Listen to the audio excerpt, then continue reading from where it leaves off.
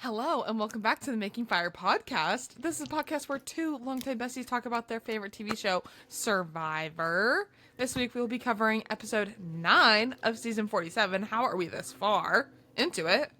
But before we get started, Riley, how are you? I'm doing so good. Thank you so much for asking. There's a train going off in the background. Just small town Americana vibes. I am going to talk about my house. Okay. Well, specifically the things in my bedroom because I sort of and this is no shade sort of to my parents at all. But I one thing about my parents is there's always a lot of projects going on. Things are current, like always sort of happening. Things are our deck. You can't see it's dark outside. We're also you're not looking outside of my house at all. But we have a deck that's currently being worked on. All of these things are happening, and sometimes so many things are happening that it just takes longer to complete other things. And so right now, I'm currently I have 4 windows in my bedroom, and one of them, the blind stays down 24/7, but the other 3 I sort of open and close every day. Well, right now it's only 2 are being opened and closed every day. One is being permanently left open. Why, you might be asking? Because the blind went ahead and fell off the hinges it was on. It went ahead and fell and did break one of my ceramics on my desk. Here, I'll show you. It did happen twice, actually. The first time went without a hitch, nothing broke. Oh, And my sad. stepdad went, he came in and said, okay, well, I'll just put it up for now. And it should be fine. And then he said, I'll get you new, because the hinge is loose on it. And he was like, it should be fine for now. But the blind was left open.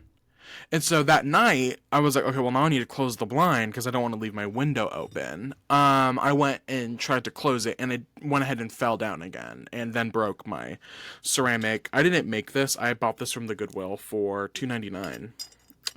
So this was probably somebody's like high school project or something. I don't know. Anyway, so that's went ahead and broke, and my parents were like, "We'll get you a new one," and that was about 2 weeks ago, and sort of still on the list of things that need to get got. Well, weren't they at NASCAR? So true, they were at a NASCAR race, but something that it has been taken longer than 2 years. It's been about 3-4 years.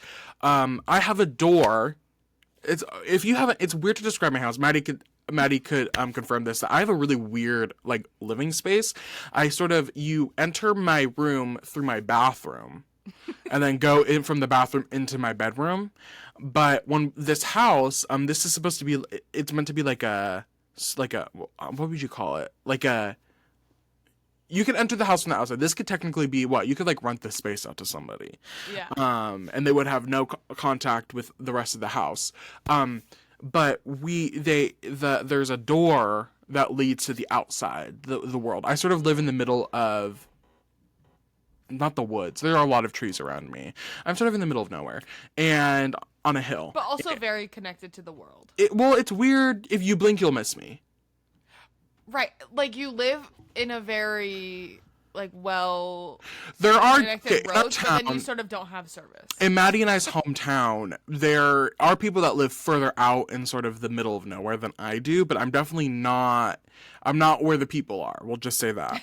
And I do have terrible phone service. I can't text Maddie from my bedroom. I can't. If you have Well, from really most of the house. if you don't have an iPhone, I can't connect with you. It has to be through Maddie and I talk through Discord or through like Instagram or something. I can't talk to you if you don't have an iPhone, which is so strange.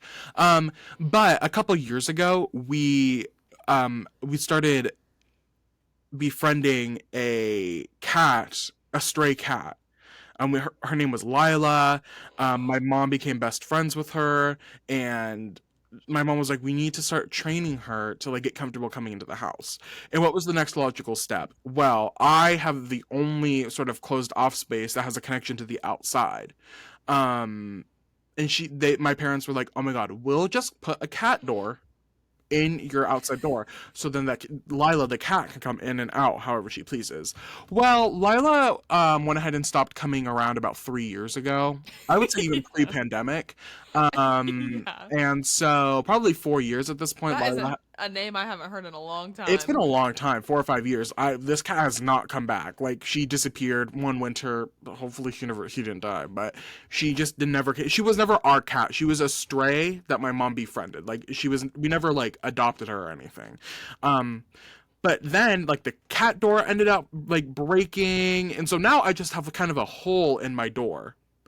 And every winter I would come home from college and I'd go, "Can we please fill the hole in my door? It is so cold in my bathroom. That bathroom is so cold. Like It's so the cold. floor freezing. The floor is consistently freezing because the The cat toilet freezing. always cold. I have to take scolding hot showers because if I don't, if I just even just like a medium temp, it is the air is too cold. I am not warm at all. If it's a medium temp, if it's just a hot shower, I'm cold. It needs to be a boiling hot water shower, which is terrible because spoiler alert, do have eczema, which the hot water makes my eczema 10 times worse. But I can't in the winter. It has to be boiling hot because if I don't, I'm just cold the whole time. So long story short, that project, every year I would come home from winter break and I'd go, "Can we please, at this point, just drill wood over the hole? I don't even need a new door." But then I brought it up again. I said, "Well, if we're getting me new blinds, can we get me a new door? Because my bathroom is so cold." And my mom, I said, all we have to do is just drill something over. I don't need a new door." She was like, "No, we're going to get you a new door." And that's how I know I'm never getting a new door. "We just gotta get you a new door." "You're not gonna get me a new door, toots." That bathroom also does sort of feel like you're outside. Like, Yeah.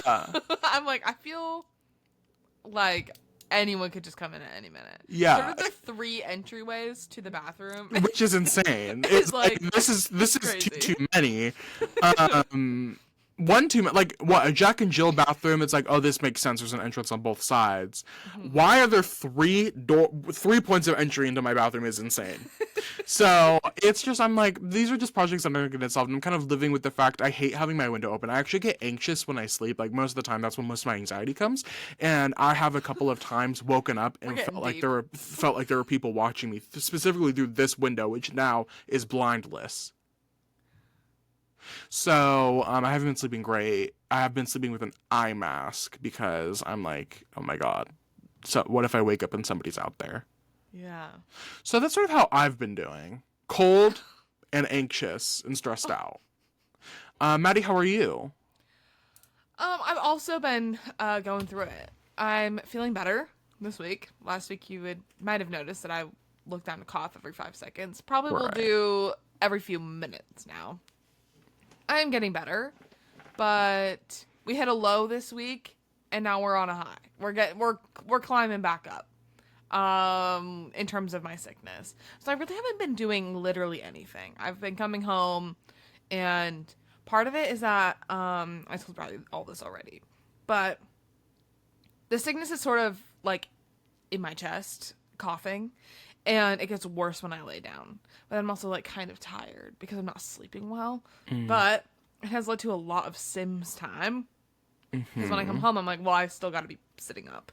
And that's been so fun. There's been a new expansion pack that came out on Halloween.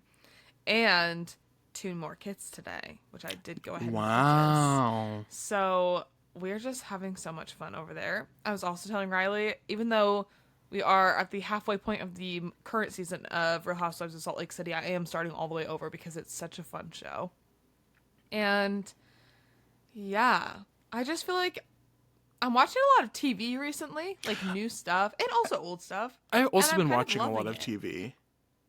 Yeah, I have some friends at work that are also very into television and staying caught up with it.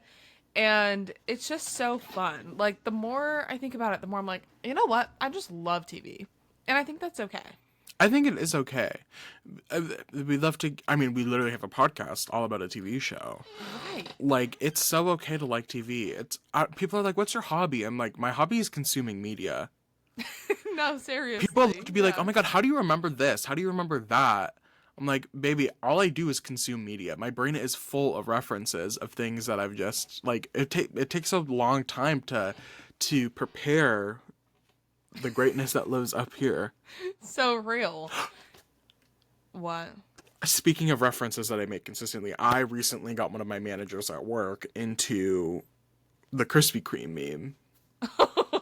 Love. So now we've been saying to each other, Right. exactly. I'll go right, because she had she's what did she say? What's the Have you ever been to Krispy Kreme? Right? Was it crispy? Right. What's the thing? There's usually something somebody said. I think it is just right. When somebody goes like right.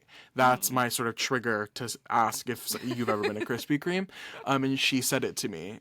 She was like right, and I went, wait, have you ever been to Krispy Kreme?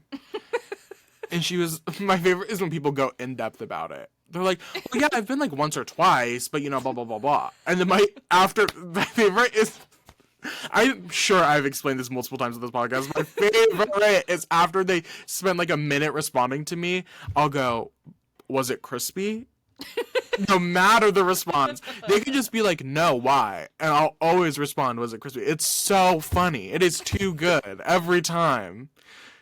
The funniest part for me is knowing that that's what I'm going to say. That's what's funny to me about it, is that I don't care what your response to my initial question is. I'm going to ask the same thing every time. And that is what's funny to me. I just love little bits. Me too. I will never get enough of them. I was also talking about this at work, and there's this girl on TikTok that I follow, and she likes to do like quarterly bit reviews on the ones that she's been implementing. One from work that I heard recently was, no matter where we're at in the calendar year, be like, oh, new year, new me. And I think that one's been really fun. One that really stuck out to me from the TikTok was, she was like, anytime I'm asking about making plans with someone and they can tell me no in 1,000 different ways, and just say, I'll take that as a maybe. So that's like, just the phrase, I'll take that as a maybe, to anything is so funny to me. Yeah, there's a girl on my TikTok. The time one reminded me. Maddie and I, when we visited, we had a kind of like an extensive conversation about how I wanted to like incorporate more bits. And then we ended up just the whole trip was the same. Like, that's gonna go ahead and be. Yeah. It's gonna go to be I forgot about that. I had a whole conversation. I was like, I really want to implement this more, and then we just started doing it. But there's this girl on TikTok, and she lives in New York, and she just like walks around New York. It's her whole thing. And one of my favorite things that she says is she'll order something like light. She'll go to a Krispy Kreme, and she'll be like, "Can I just get one donut? I'm watching my figure. Summer's coming up. Any time of the year." Oh, I think I've seen this. She's like, "Summer's coming up," and it's literally October. She's like, summer's coming up and all. And then it like cuts to her, and she has like a dozen donuts. Is like the joke, and it's like whatever. But summer's coming up. New year, new me. That. New year, new me. My favorite one at work is that whenever, the place I work, let's just say a big part of it is gossip, and sometimes we say out of pocket things. My favorite one is to like grab my hand and then I go, yeah, HR, we've got another one. I love I'm joking about reporting someone to HR. I do it maybe every day. My favorite is because one of my managers is HR, and when she does it, I'll go, I'm reporting you to HR. Yeah. She is HR. I love that. Yeah. So, anyways, well, we don't have HR on this podcast. No. But let's get into it. Okay. Great transition. Stop. That was really good. Right. We open on the tribe back at camp after voting Sierra out at tribal. Sam says... I forgot her name was Sierra. I was like, her name is Sam. No, Sam's the boy. Sam's the boy one. Sam's the boy one. Sam says that... my God, that actually got me really quick. I'm just... Anyways. She'll have to cut that. I really wanted to just sit in silence, but then I was like, maybe I should say something. Anyway. No, I think I'll leave it. Okay, great. Sam says that got. After losing Andy to the other group and Sierra going home. And Sam and Rachel are feeling bad about how they're sort of at the bottom at this point. And We also hear from Rachel about using her shot in the dark, that excellent move that Of course. everyone's talking about. It was good that because some people were doubting her, Yeah. doubting the reason. People were like, she poorly played it. But then we actually get to hear that it was her move. Yeah, I'm really glad we did get that. And that was to gauge everyone's reactions to see if she should play her idol. And we also hear from Andy, who's talking about taking his game into his own hands with his flip on Gata.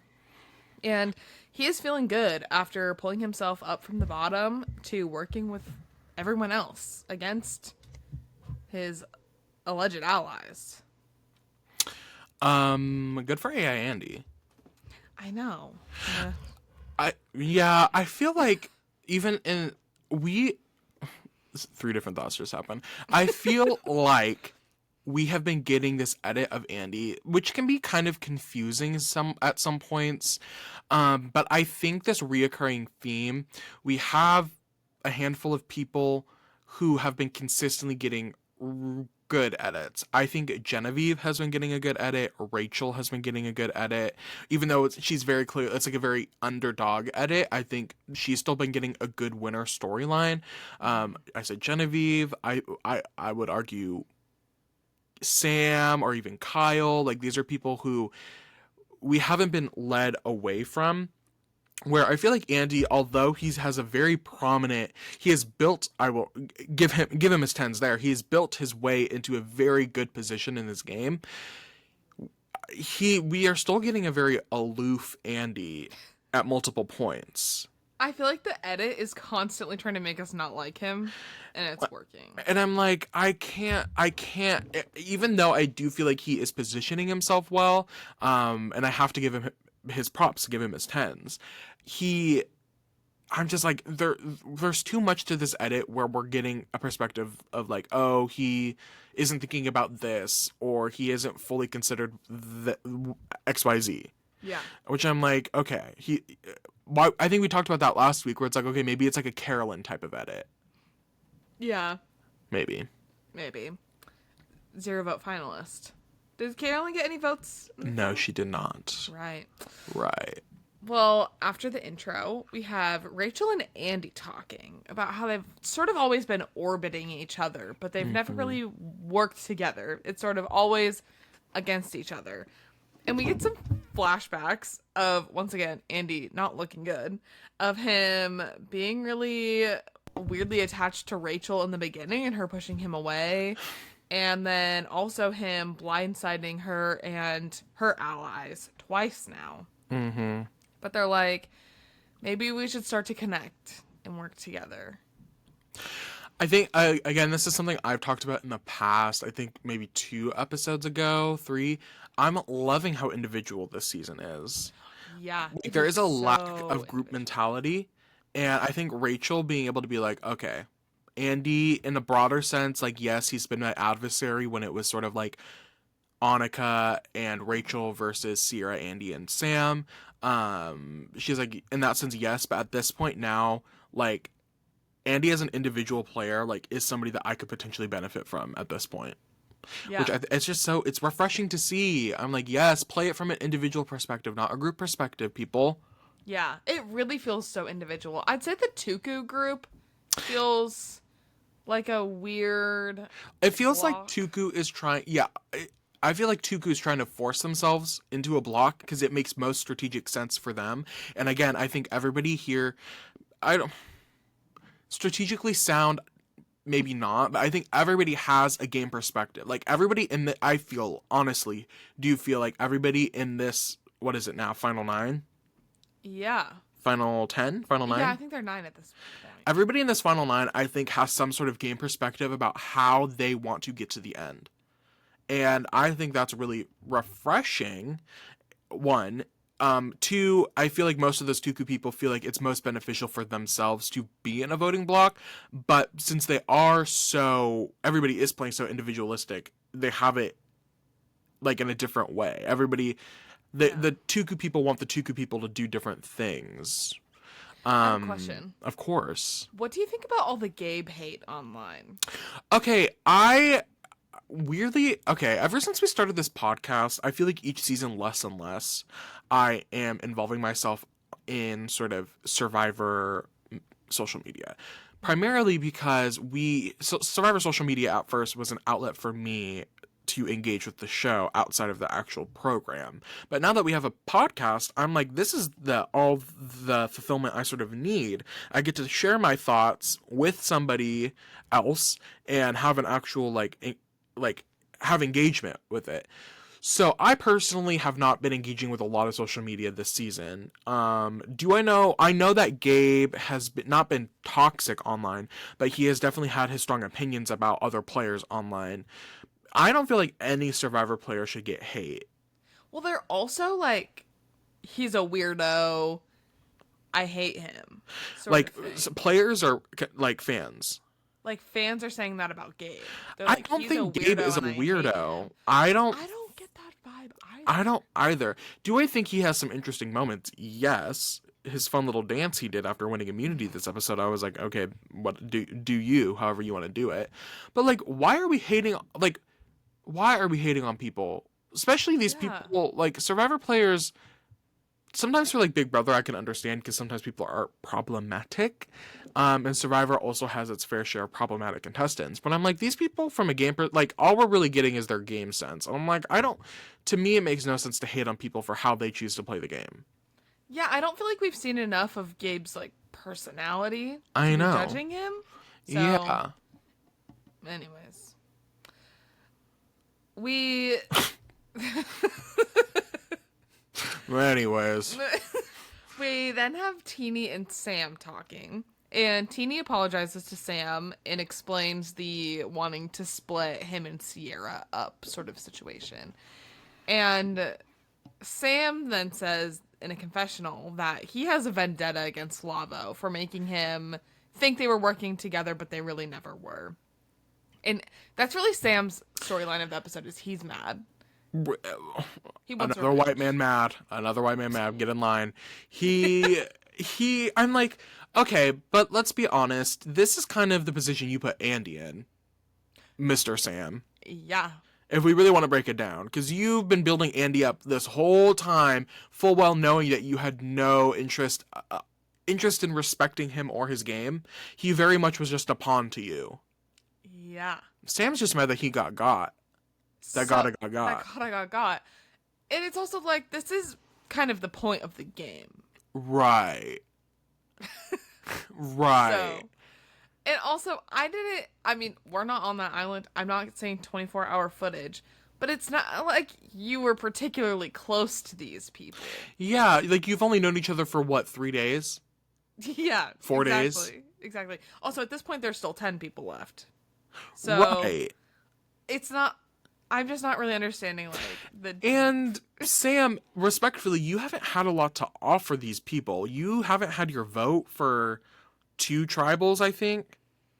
And you were really close to Sierra. Yeah. And, like, it didn't come out of nowhere. You guys were a duo. And Sierra was kind of big. Yeah. In this game. Big threat. So, I'm just not really understanding. Like, I don't know.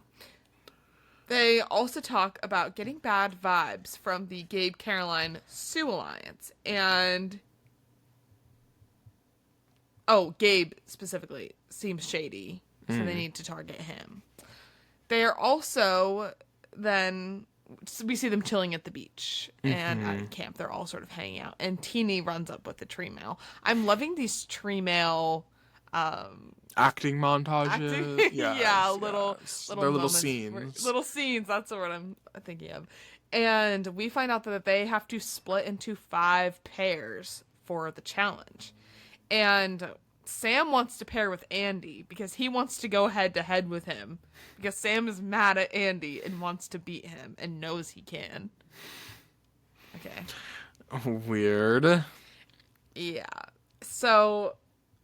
Also, just before we get to the challenge, the pairs are Gabe and Kyle, Sue and Genevieve, Caroline and Rachel, and Teenie and Saul. So we move into the challenge. And it was kind of hard to follow at first. Because we go in stages.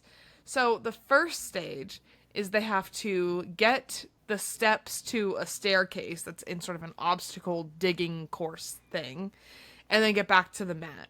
The first 3 pairs to make it back to the mat move on to the next stage. We'll circle back to what happens to those people later. In the next stage, they have to put the stair puzzle pieces together, go up them, cross a balance beam, and get to their mat. The final 2 pairs get to compete in the individual immunity portion, which is they basically have to hold like a wall stance in a door frame sort of thing, with increasingly smaller footholds. The reward is the final 4 get BLTs, potato chips, and soft drinks. But the first 2 teams to lose in that first portion lose their vote with the chance to get it back on a journey.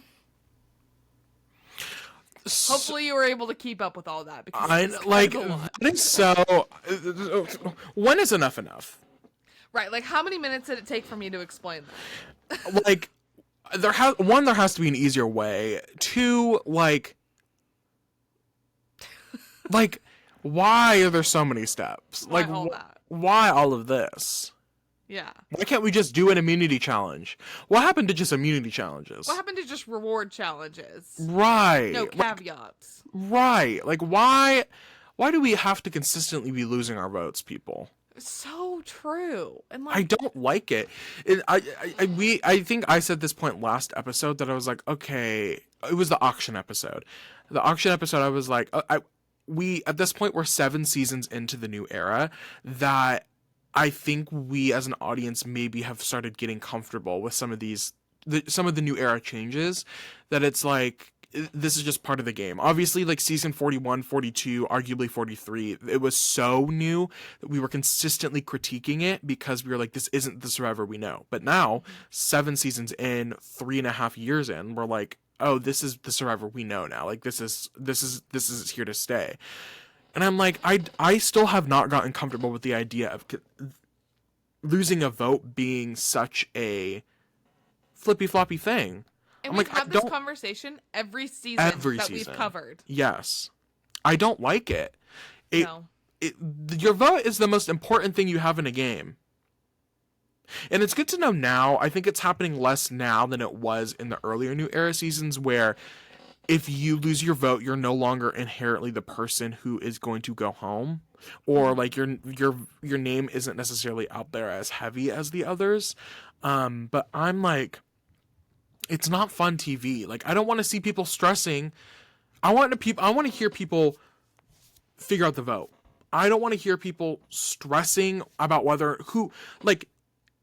all this planning happens post-tribal or post-challenge, but they can't even solidify anything because they don't know who's losing their vote. They don't know what the situation is. They don't know. Like, the people back at camp don't know that 3 people are going to get their vote, 1 person isn't. Like There's just 4 people who are not on this beach who aren't playing right now. And so then you can't properly plan, and that's ultimately what we see, is that they're not able to properly plan anything, and then we get a scramble at tribal, which I think is over.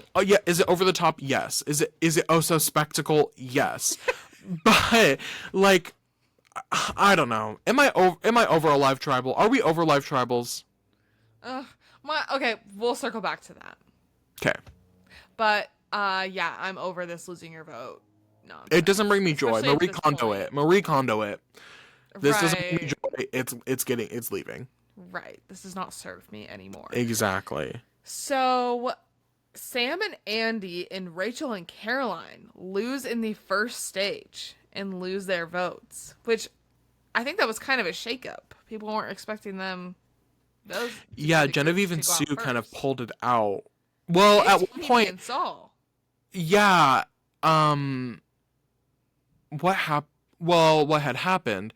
Andy and Sam lost their bag open. Like, it broke. And they were like, Jeff. And Jeff said, "That's not my problem." Jeff said, "You did that. That was your problem. Everybody else's bag stayed intact." Which I did love. Maddie sort of sent me a TikTok. Okay, so when you sent me that TikTok, I hadn't watched the episode yet. And so I was watching it and I was like, I wasn't fully understanding what was happening. And I was like, I don't know who I'm supposed to be focusing on right now. But then I watched the episode and I was like, okay, I get what's happening. And the song that it was. Do you want to maybe describe the TikTok you sent me? I'll let you describe it. Okay, well, now I can't remember I don't think you can play the audio, but you can maybe show the video. Okay, well, Maddie sent me this TikTok, and that's why I didn't respond to it, because, well, not that I have a history of responding to the TikToks you sent me, but, Hey, you responded to one today. I did. So what is this? And it says the comment says, I watched Survivor for the gameplay, and the gameplay. And the song is Juno by Sabrina Carpenter. Right. Oh. And I was like, what is going on? I was so confused. I was like, why are there duos? I thought Andy was Teeny. And I was like, what is going on? I was like, what? And then I didn't get it. And then I was like, oh, okay. In a full sort of TV screen production, it makes more sense. But when it's just like the cropped, and I was like, who is? I literally thought Andy was Teeny. I was like, what is Teeny doing? Why is Andy like this? Why was Andy head down ass up right there? Oh my god, he's learning how to be a human. The AI update. Right. He hasn't gotten the challenge update yet. Right. The full body. The full body, yeah, right. Updates. So that was really upsetting to watch. But then we get to the next stage. That was really sort of vile and kind of burned my eyes a little bit. Yeah. No, we'll get to what burned my eyes in a second. But then we get to the next stage, and it's really interesting. The what's it called? Plank that they have to cross? Balance beam. They sort of kind of ran and then jumped. Yeah. It wasn't like a full, they crossed it. And I thought that was a really interesting. It was really thin, wasn't it? Yeah, and it had like a layered level thing going on. Yeah, but Genevieve and Sue lose at that stage, sending Gabe, Kyle, Teeny, and Saul to the final round. Genevieve and Sue had a very big lead. Like, they blew through the puzzle portion. Sue is not great at crossing a balance beam, Well, unfortunately. you can't be good at everything. She can't. No. Right. She's if already that was upper body strength, she would have been there. She's a grandmother. She's a business owner. She's a 49. pilot. She's 49. Or 47. I don't know how old she is. She can't add balance beam connoisseur on that. So true. Her plate is full as it is. Yeah, because she keeps eating. Wow. Eat after eat after eat. Mother, keep eating, mother. Okay. What I hated watching is I'm sick of all these feet close-ups. Right. Get them off my TV screen. Very Dan Schneider.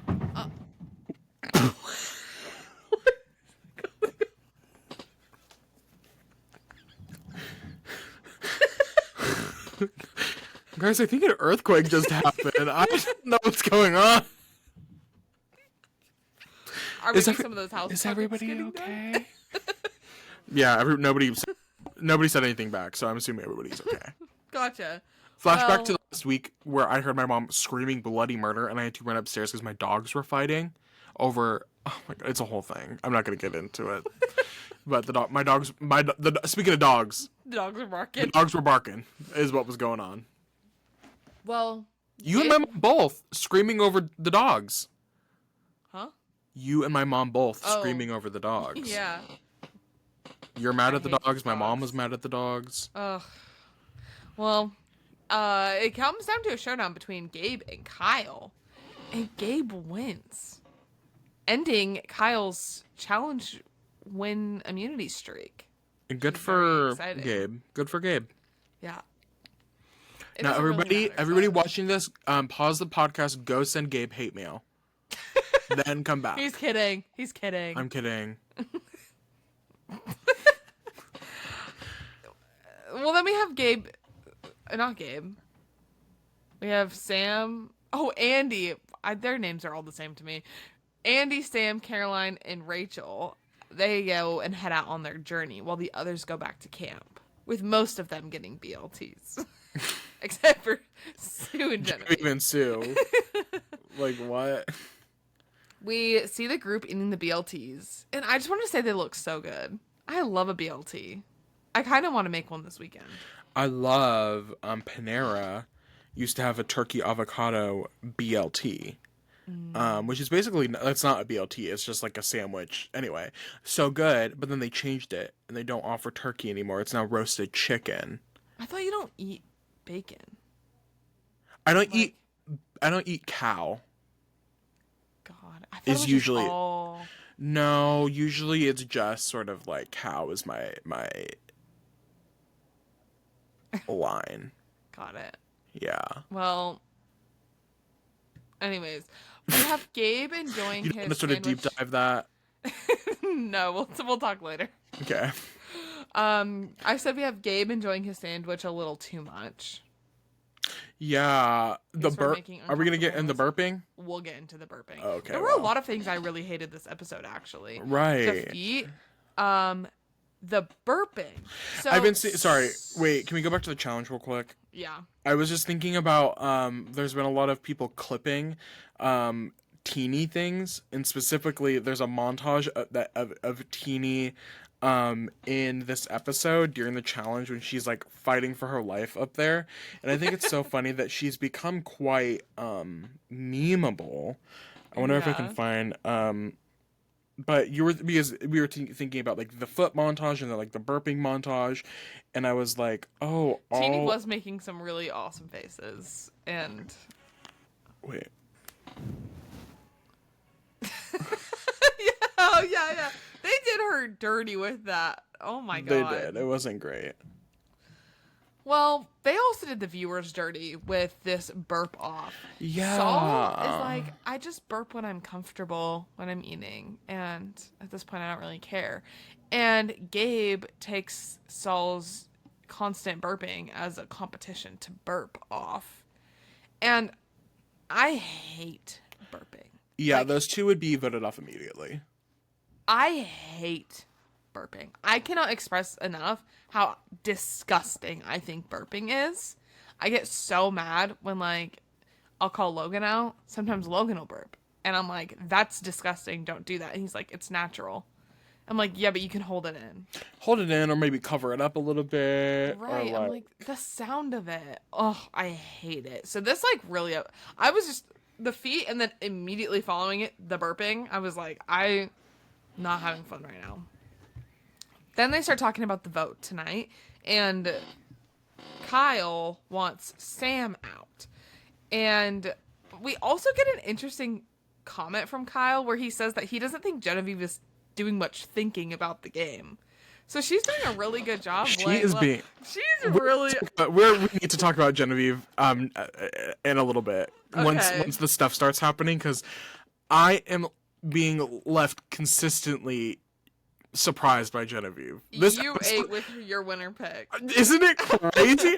We like tribal happened, the vote happened, and Janet, like, we'll get there. But I closed off the episode last night, and I was like, how the hell did she keep getting away with this? I need to know what's happening sort of in between what we're seeing to make everyone think that she is just truly not involved in anything. Like, it's because she's involved with everybody, I think. People are like, my assumption would be that Genevieve doesn't have any lines. She's throwing allies under the bus left and right. She and does not care. No, she has no allies. No, and she is... And somehow all the allies. What? She has no ally. She has no one that she considers an ally, but everyone considers her one. And that's why I think people are like, she's not playing the game, because she's like friends with everybody, except she's not. Like, she will throw you under the bus. Mm-hmm. It's too good. We'll get more in depth in a second. Well, then we get a cut to Genevieve and Sue talking, and they want to blindside Saul. What a crazy idea. And then we even have a cut of Gabe saying that he doesn't think Sue's going to try anything and not going to pull anything against Saul. And I said, dirty editors with these back and forths. So Love that. But then we go to the journey, and we find out that they have to compete in a game against each other, and 3 of them will get their vote back. Sorry, you're talking and I was thinking. Thinking about these comments that Gabe and Kyle are making, and I think it's interesting because I feel like the men in the game that we have left are pretty confident, borderline Boring. cocky, Yawning. sloppy. I feel like it is a woman thing. Like they just don't Yeah. feel like women. I mean, think about Kyle and what I'm not saying that they're like misogynists inherently, but well, maybe I am saying that inherently they are misogynist, but they're not actively being misogynistic. But I do feel like even since the origins of Tuku, like Caroline and Sue have always actively been like, oh, we can always get them out.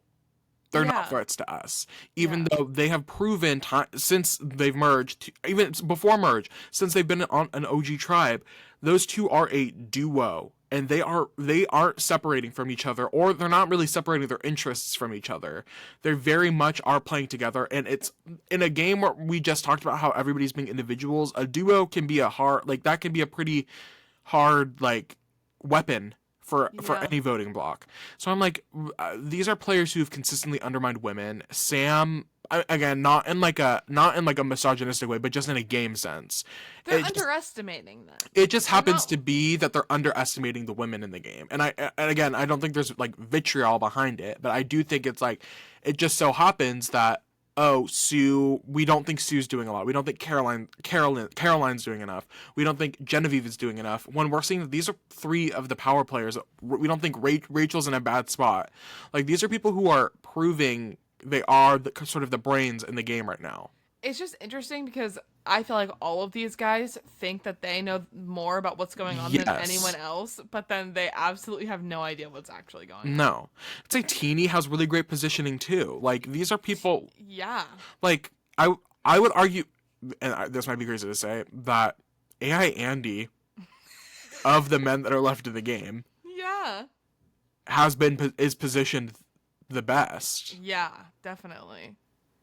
I know I've seen people talking, not to like just share other people's thoughts, but about Kyle as well, and it's like this was the first time that he's been available to vote out, but they're like, okay, well, first of all, he lost once, so he can lose again. 2, he's really not contributing anything strategically, so we have no No. reason to get him out. He just has vendettas against people, and that seems to be like the power to push enough.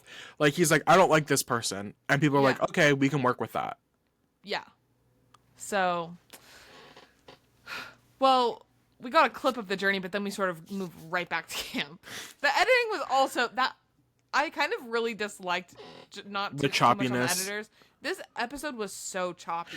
I It felt was just we have 3 different groups, and each group is doing 100% different things, and so we have to be Yeah. able to engage with everything. Because if there wasn't like if Sue and Genevieve weren't having important conversations, there would have been no need to like focus on that. But Sue and Genevieve were having basically the baseline conversation for everything that's about to happen. exactly. But I'm like, why did we cut to the journey for about less than a minute to tell us what it is? We go back to camp and back to the journey. That felt unnecessary. Anyways, we go back to camp, and Saul tells the group about the plan to vote Sam. And this was after the BLTs. They ask Genevieve, and she's like, I'm just grateful to see another day. In the most aloof tone, which I love for her. She's so good at this. Then Genevieve talks to Gabe and tells him about the Saul idea because she needs the numbers that he can sort of rally.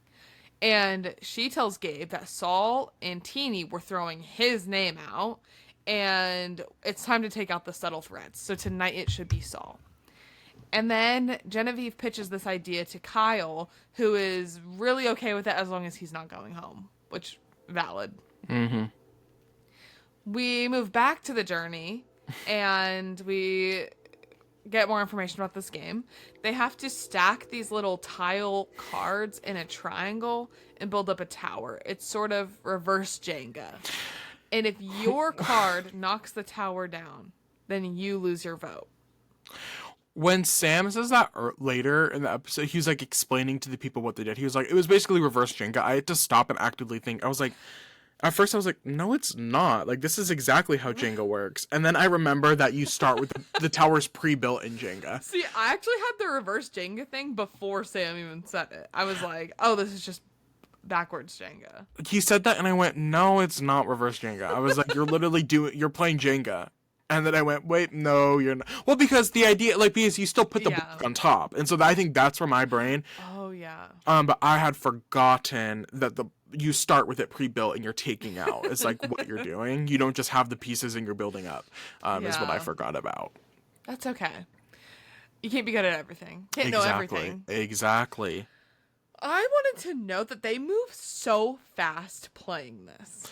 Yeah. Like, they were going boom, boom, boom, boom, boom. Which really stressed me out until we got to the end. And it starts to get shaky. And ultimately, Caroline loses her vote. This would have, if I was playing this, I would have been pissed off the whole time. Because why? Yeah. The thing about me playing a game is like, okay, I'm competitive one. But what was pissing me off is that Caroline was actively trying to fuck Rachel over. She was like actively making the triangle super small so Rachel had no room to like put anything. And they still sort of made it all the way back around to her. And that's, if I was Rachel, ooh, I would have been laughing. And that's why I probably wouldn't make a great Survivor player, because I would have been like, you tried setting me up. You tried so hard to set me up, and it failed for you. It did. But I thought it was interesting. Caroline loses her vote, but then they immediately start talking about how now they have to take Kyle out because he doesn't have immunity. Hold on. 2?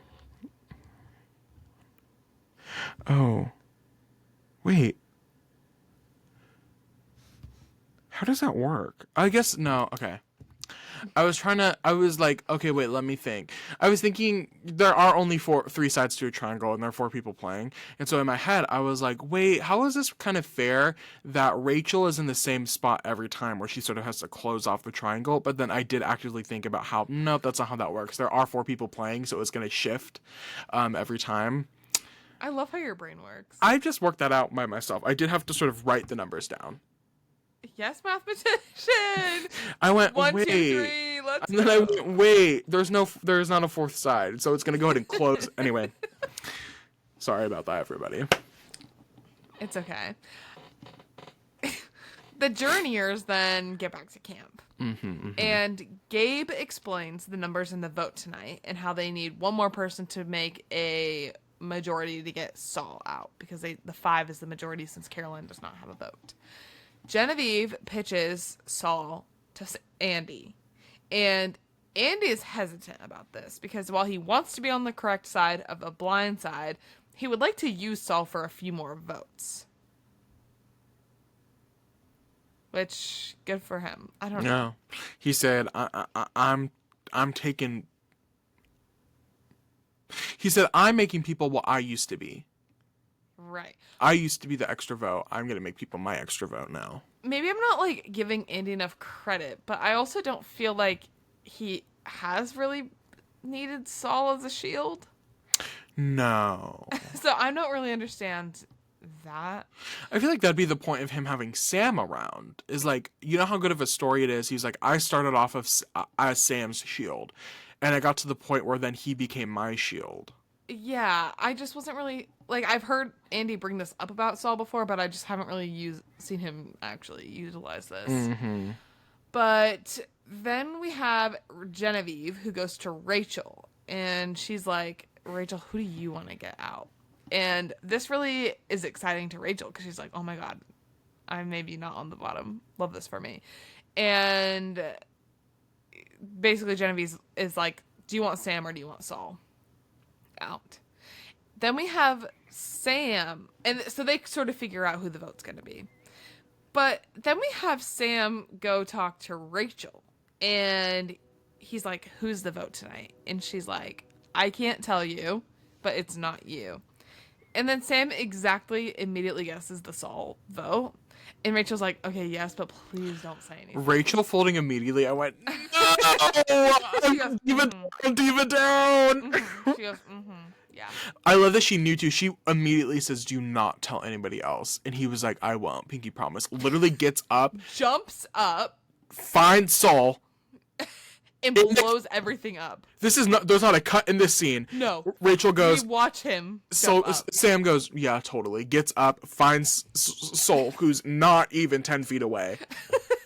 And immediately tells Saul Immediately. about the vote.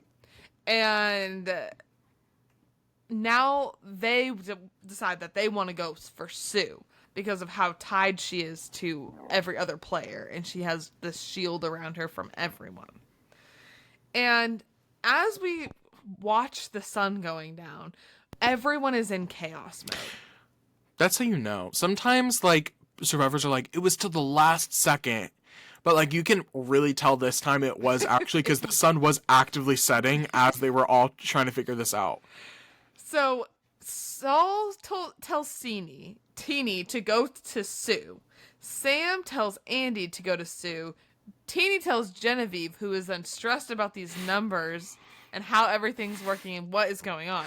And everyone is noticing Saul running around to talk to everyone.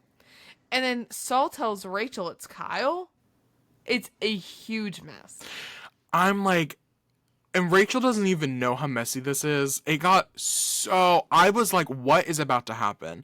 I can't imagine how stressful this must be from a player perspective. Like, my heart, I just know I would have been so stressed out if I was in any of their shoes. Yeah. Nothing is solid. You're hearing 3 different things from 3 different people in the span of like 5 minutes. Like, God, and can we say though? Can we enter back to Genevieve real quick?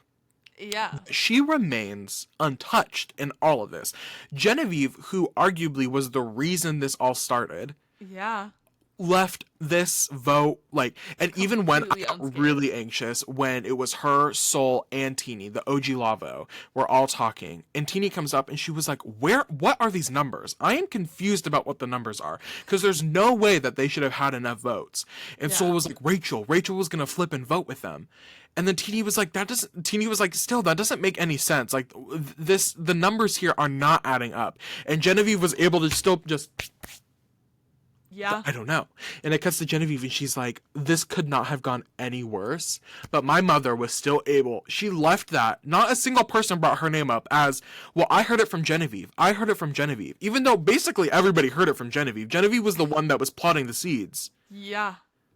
And yet she left and nobody threw her name out. Mastermind. I'm like, how is she, like, there's something about, it's her aura. Like, something, just her energy is the right energy. Yeah. It's giving very Kim Spradlin, where I feel like I've talked about her before, where Kim, I think, was more, we have yet to see, we don't know if Genevieve is going to win, and we haven't seen Genevieve's full game yet, but Kim, who is arguably, I think amongst Survivor fans, ranked as the best female winner of all time, one of the best winners, period, that she played such an analytical game with the people that were around her. I don't think Genevieve is at that level where she's using the people as pieces, but Genevieve I think is playing, an amazing social game. Yeah. She's remained... No one thinks she's paying attention. Which is... When she's running things. Honestly, every single vote she's been involved with, other than... Who went home first on her... I can't remember who went home first on her... Asia? It wasn't Asia. I don't think it was Asia. Was it Asia? Yeah, it was Asia. Asia went home first. Yeah.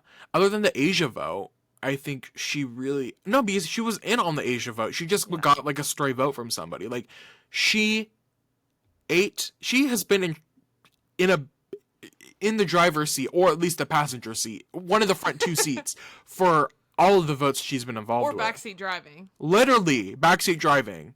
Yeah. Anonymously, too. Yeah. They don't know. It's too good. It is too good. Okay, well, we get to Tribal. And some of the boring questions. First, we have Kyle talking about the duality. Yes. The jury walk-in is back, everybody. This is a major update. Oh, yeah. It is back. We are not starting. It is no longer started where the jury is already sitting when the people come in. Sierra got her walk in. Yeah. Yeah, she did. Good for her. Good for her. Yeah. Can't wait to watch Saul's Diva Walk. And you know what? He is about to mother down. But first we have Kyle talking about the duality of being happy for people winning, but also wanting to get people out. We also have Genevieve talking about stuff, but it's hard to focus because there are background conversations happening the entire time. And the people being asked questions can't even focus on really what they're saying because they're trying to listen to the people around them. So in the background, we have Saul and Genevieve having conversations. We have Sam telling Teeny that he's voting Sue. Sam and Andy and Rachel talking about, is it Sue? Is it Kyle? Gabe tells Teeny that he's voting Kyle, but there's confusion there. Really, everyone is whispering to each other. Everyone seems confused and no one knows what's going on or what the actual plan is, but then it ends up being unanimous as all. Which is so strange because there's just like I think my assumption would be is that some people just didn't know who was in on the plan. Yeah. Like originally it was going to be strictly a blind side where people were going to be left out of the vote. Yeah. But then it just got around where everybody knew Soul's name was out there and it just picked up enough steam. Yeah. Jeff says his best, and I think one of the scariest things about Survivor, I think if I was out there on the island, for me, one of the things that would bring me the most anxiety as a player would be that you never know what conversation was the last conversation. Yeah. And Jeff does that really well during all of this. It's like you never do really know what was the last thing somebody heard. Because that's probably a major factor, is whatever the last thing you heard from the majority of people is going to probably be where you go. Yeah. And for me if I was a Survivor player, that would bring me the most anxiety. Like, what is the last, like, oh my God, did Genevieve and Soul have a conversation after Genevieve and I had a conversation? Like, what is going on right now? Yeah. Is so scary to think about. And I'm guessing that's just what happened. Like, enough people at that little scramble heard Soul's name. Yeah. And he got. So goes home. But I want to applaud him for the last minute chaos that I guess Sam sort of sparked it, but then Soul really ran with it. Mm-hmm. This chaos in the end was really entertaining and fun and exciting to watch. So, and I really liked him. I thought he was so funny and for the most part just really level-headed throughout the game.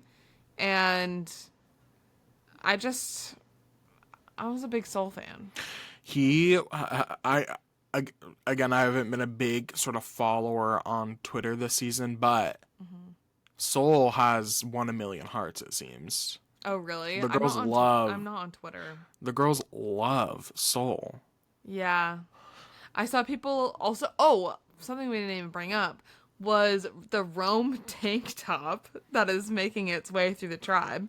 So Rome left his lightning tank top, and I guess there was an extra clip last week that was uploaded of Saul putting it on and then was like, I look like a wrestler in this, and was like joking about it. And then Sue wore the tank top to the challenge this week. Oh. Rome's tank top. So Sisterhood of the Traveling Tank Of the Traveling Lightning tank top? Yeah. Slave. Yeah. I think, okay, how do you feel about live travels? I think there's a time and place. I feel like this episode was a time and a place. I think we as an audience, it was very clearly set up that they had ran out of time. Like, there was no consensus. But sometimes I'm like, this is too much. We don't need to be doing all of this right now. I think it's bound to happen at some point in the future where somebody, like, knows that they're the person going home and they go to scramble and I can't wait for the scene where nobody budges. Like, the person gets up to go talk to everybody else is like, no, I'm good. I'm where I'm voting. Yeah. And the person's like, no, like let's, and the person, no, I don't. I like live tribals also because I don't like the questions that are usually asked at tribal. I find tribal, to speak my truth, most of the time to be very boring. Yeah. And I'm like, let's just get to the vote because I really don't care about hearing you summarize the episode for me or what I'm already picking up on as a viewer. I don't really need that. Yeah. I like the drama aspect that can come from it and of being like right at the last second. I love a good idol play. And I do like a live tribal. So I appreciated it. And Genevieve's plan worked. I said winner winner. She had she had the final quote of the episode where she like looked as they were getting up to leave, she looked down and she was like, I can't believe that fucking worked. I love her. Like, no, you and me both, Genevieve, because there was no way and that should have worked. And she's leaving unscathed. Completely. Like, what an iconic. And it's sad. My fear for Genevieve right now would be that too much is going on too fast. But yeah. And because I think Sue knows that it was Genevieve's idea, like the genesis of it from that day. But I do think I would think that it would be in Sue's best interest to work with Genevieve. To zip it. To zip it and work with her, knowing that Sue is under fire right now. Like, Sue sort of needs people to be in her corner at the moment. Yeah. Because her name, she was very close. If Sue's name had been the last one that everybody heard, Sue could have been the one to have gone home. And, like, do you think Sue heard that? I mean, they're all sitting sure right next she to each did. other. I'm sure somebody came up to her and was like, your name is out there. Yeah. Like, I'm sure Gabe or somebody went up. Yeah, it was like, your name is out in the...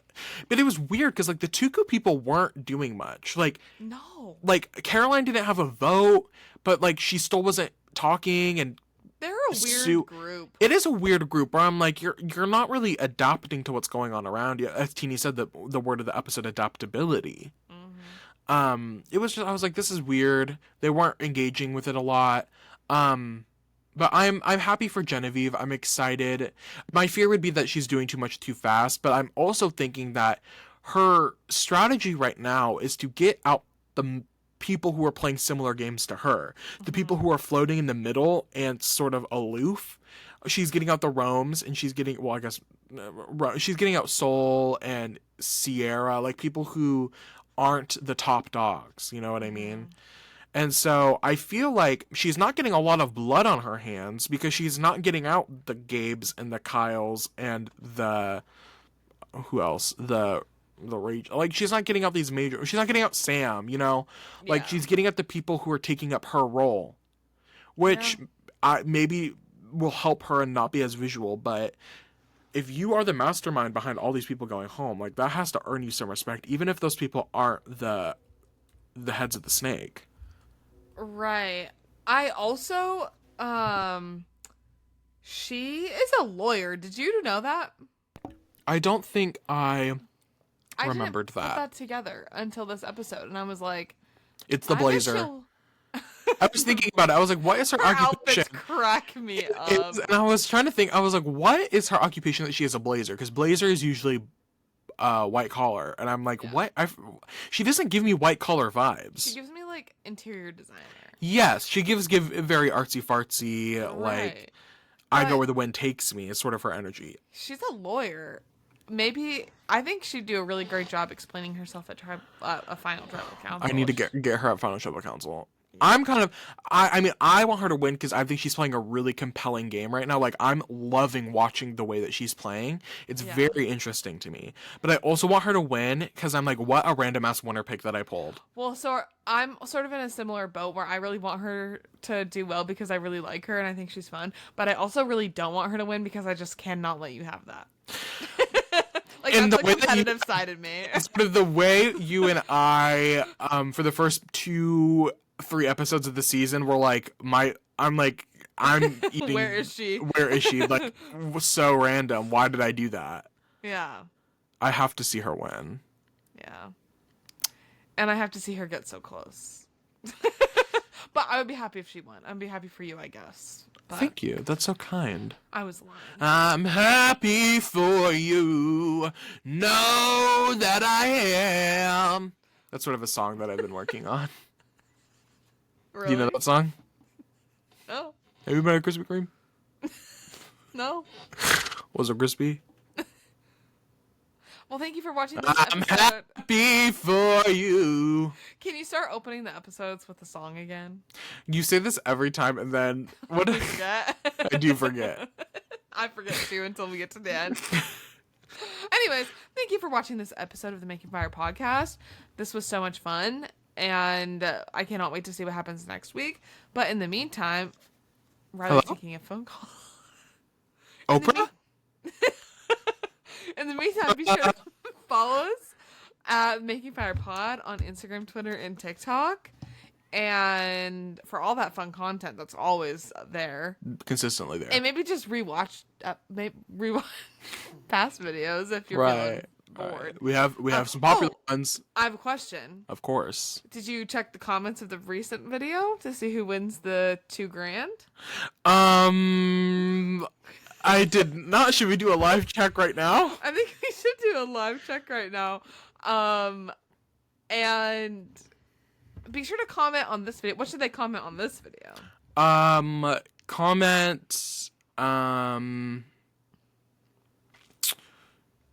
how you feel about feet. No. Yeah. I'd like to know sort of what our audience is. Did you look? Can you pick one? All right, okay, pick one in the comments.